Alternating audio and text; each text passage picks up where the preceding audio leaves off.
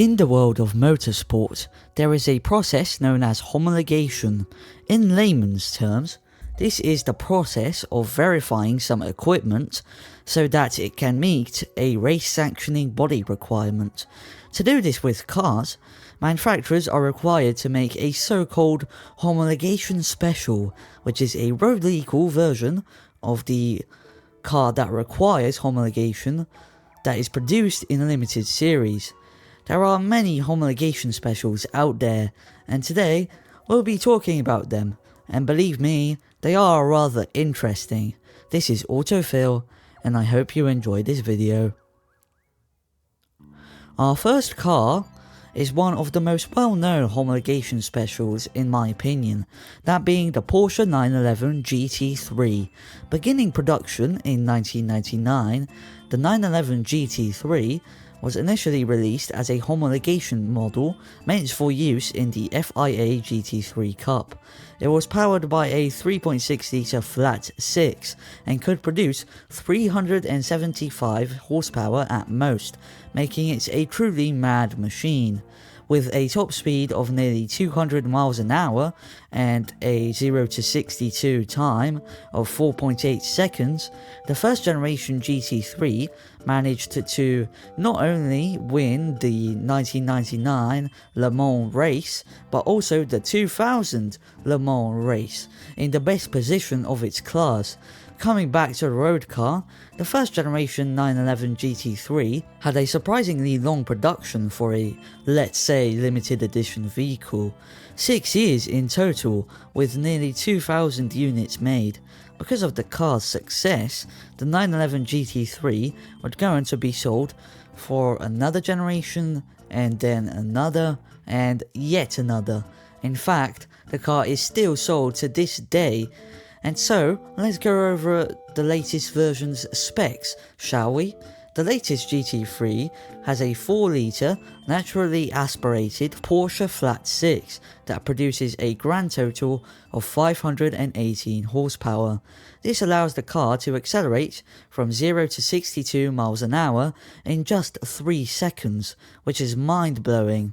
Its top speed is also staggering, a whopping 199 miles an hour. Damn!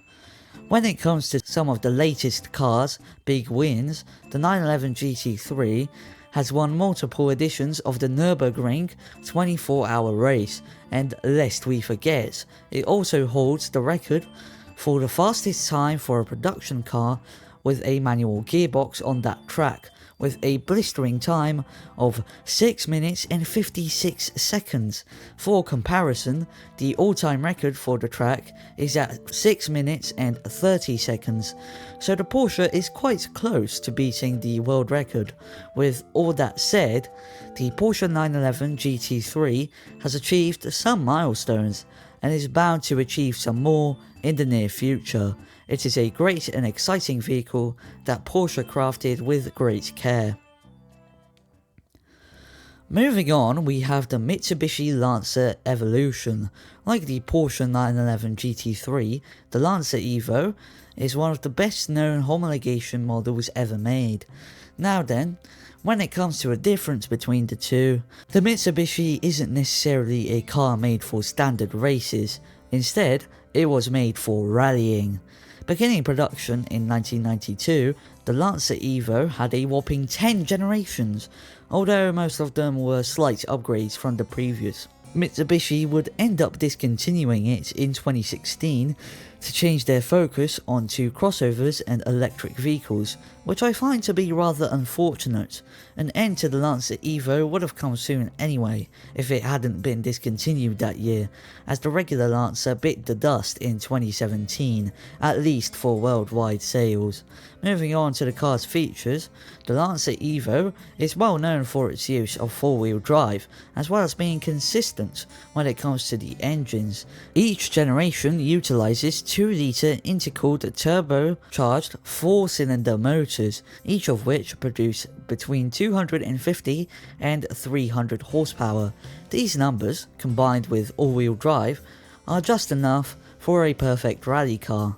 With that, I reckon we should talk about some of the car's rally wins. The Lancer Evo was rather successful in WRC rallies from 1996 to 1999, gaining a couple of consecutive wins during that time. Outside of rallies, the Lancer Evo also won the 2009 Australian Manufacturers Championship and managed to win 11 times in the European Hill Climb Championship. So yeah, the Lancer Evo has many major wins under its belt, which is why the car is so celebrated. I've always been fond of the Lancer, and I should try driving it one day for a hands-on experience. That's really it when it comes to the Mitsubishi Lancer Evolution. Next up on our list of homologation models is none other than the Subaru Impreza WRX STI. Like the Lancer Evo, the Subaru was made primarily for rallying and began production thanks to the creation of STI, which is the motorsport division of Subaru. STI soon decided to make an Impreza rally car following the standard version's introduction. This led to the Impreza WRX STI, which would begin its life in 1994.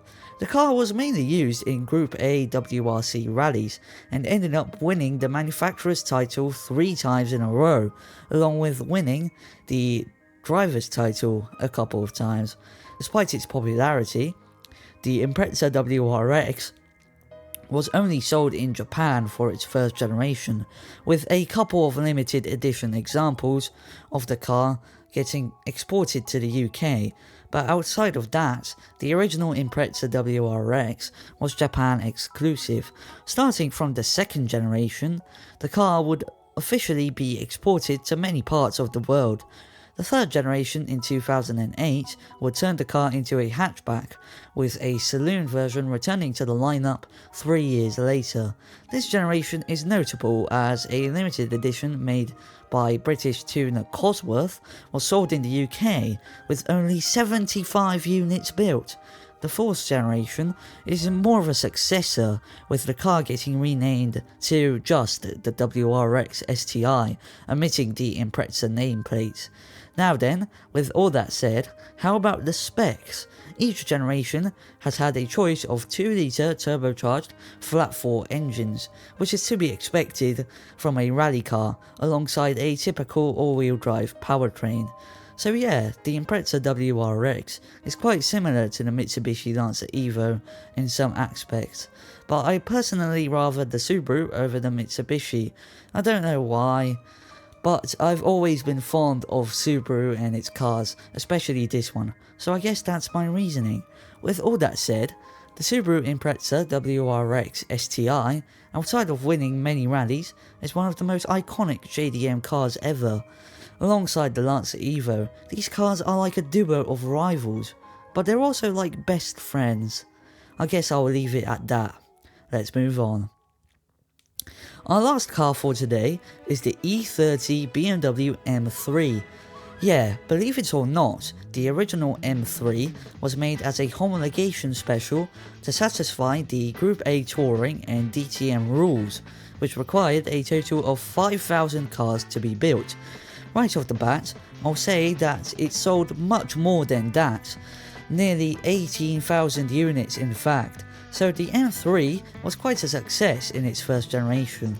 Beginning production in 1986, the E30 generation of the M3 had 2 different body styles, those being a coupe and a convertible. No saloon variants, but one would debut in the M3's second generation.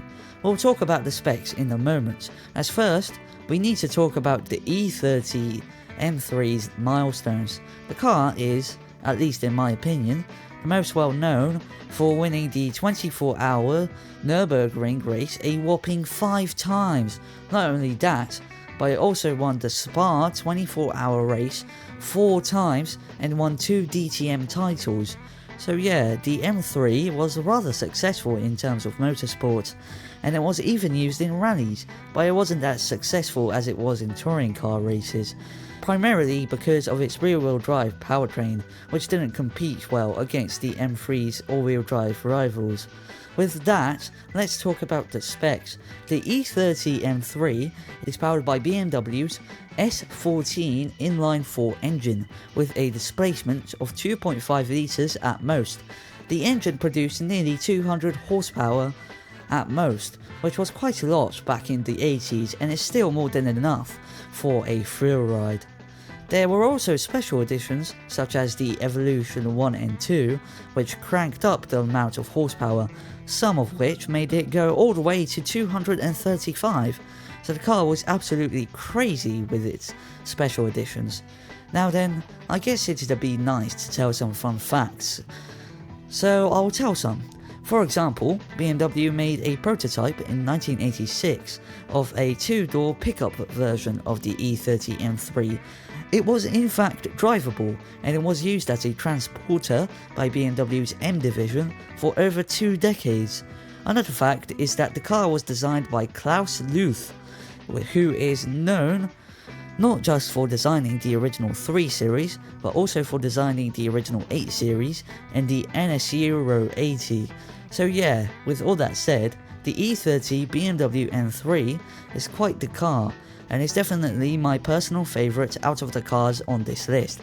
I absolutely love the M3 and it's one of my dream cars. That's all I have to say. Thank you for watching today's video. I hope you enjoyed it, and if you did, why not like and subscribe? If you have a video suggestion that you would like to share, feel free to share it in the comments. By the way, special thanks to @MattMorganFoodReviews for suggesting this video. You are one of my first subscribers, and I thank you for that and for keeping up with me on my YouTube journey. Oh yeah, and another thing, I know that people want a sequel to my video about Brazilian cars, and I will make it soon. I reckon it will be my next video, but I'm not sure about that yet. Regardless of when it comes out, I hope you look forward to it. With all that said, this is AutoFil, see you later.